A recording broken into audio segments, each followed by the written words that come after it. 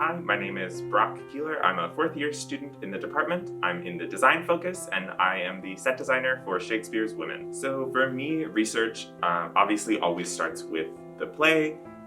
In terms of set design, I'm often reading and looking for hints in terms of location, maybe time period, whether we're indoors, outdoors.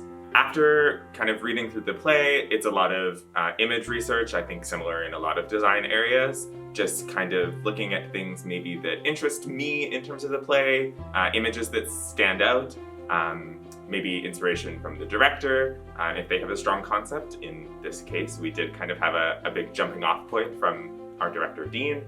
So for this show in particular, we kind of started off the design research in a really different direction than kind of how the show ended up. And a big inspiration kind of throughout the whole set design was actually the Hearn generating station in Toronto. The generating station has kind of been abandoned and it hasn't been in use as an actual power plant in a lot of years, but since then it's kind of been reclaimed and used for a number of events and kind of formal events, music festivals, that sort of thing, which fell into the nature of what we were looking for in terms of the set design. So it ultimately ended up leading us down this path of a really kind of industrial, metallic, rusty, kind of broken down. I spent a lot of time looking at just kind of other industrial spaces, also looking at how nature has taken back some of these spaces. The design concept was this kind of abandoned industrial space that's been reclaimed by nature to kind of add some beauty and elegance and kind of growth back into the space. The Met Gala was also a bit of an inspiration in how they do design and how their events look, just because that was kind of a theme with the costumes as well. So for me, my favorite part of the design process is always the model making. It's something that I've really kind of found a passion and a hobby in.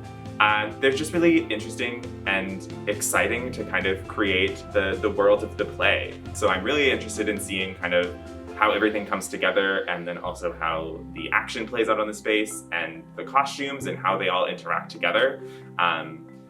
I think set design is so much about the actor's relationship to the space, so I'm really excited to see it kind of come alive with all of the different characters. Here we are on the set of A Shakespeare's Women, all kind of put together and done around me. So the set is kind of this industrial factory-esque space that's kind of been old and abandoned and has been reclaimed by nature and kind of taken over. So you can see around me there's all sorts of kind of old concrete that's kind of overgrown with some moss and ivy. We've got a big structure of different I-beams that are kind of all interconnected and rusty, and some have even broken away at spots, and that kind of notion of nature taking back over. And then right at the back of the set, there's kind of a big wall of fabric, which to me, it kind of represents that party that's kind of happened in this old industrial space. I think the I-beams for me are my favorite part of the set, because I think they really kind of help dominate the space, and I really love the kind of section that's hanging over top of the stage, just because it really helps kind of push the set further towards the audience. Something actually that wasn't in my original design that kind of crept its way in throughout the process was these kind of cracks and the moss growing out of them in the floor was kind of something that I had thought about at the end of my kind of design process and kind of experimented with it on the model, and then we just kind of ran with it, and it kind of developed through the scenic painting process. So it wasn't necessarily something that was originally planned, but I'm so glad that we ended up doing them, because I think they do kind of bring a lot to the floor and kind of help give that overgrown feel and kind of break up the massive gray paint that's just kind of in the middle of the stage.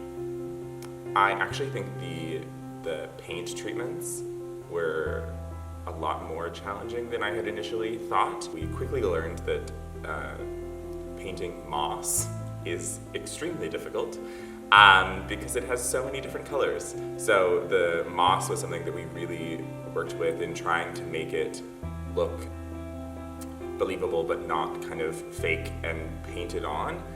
And I think we ended up with a pretty good paint, but it was one of those things where there's so many individual colors that nature does and that nature produces, and it was kind of challenging to try and replicate that. And I think that it's, in a way, you can see in all the scenic painting is like often man-made materials, so like the concrete's a little easier in a way as opposed to trying to replicate what nature does, because it does it so beautifully and so naturally. And if you want to come see the set, the show runs until March 26th, and we've got both in-person and live streaming options available, and you can contact the box office to get your tickets.